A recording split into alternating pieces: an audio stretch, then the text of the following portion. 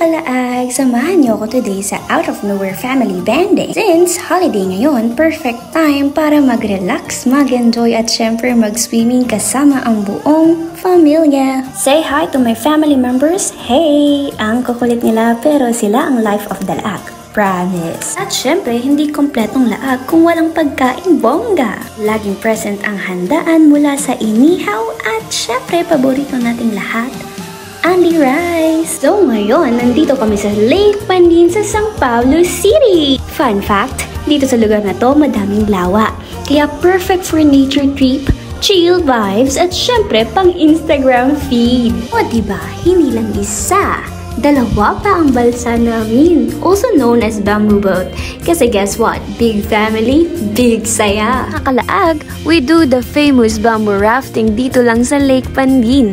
Habang kami ay nakaupo, makikita namin ang gantong kagandang view. Fresh air, green surroundings, parang wallpaper sa laptop.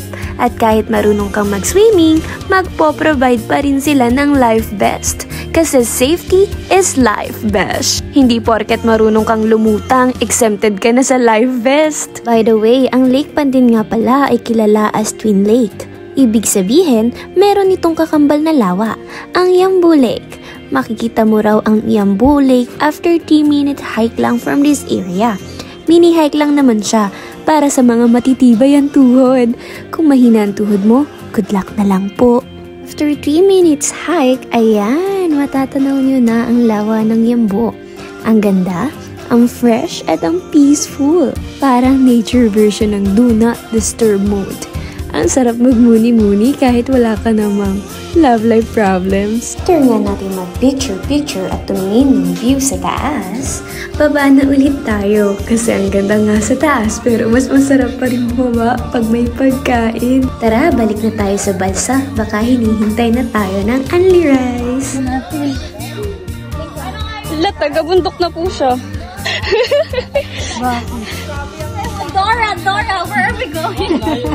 Siya nga si Boots?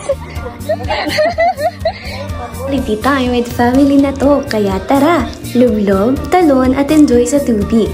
At syempre, hindi mawawala ang tatalon-talon moment dito.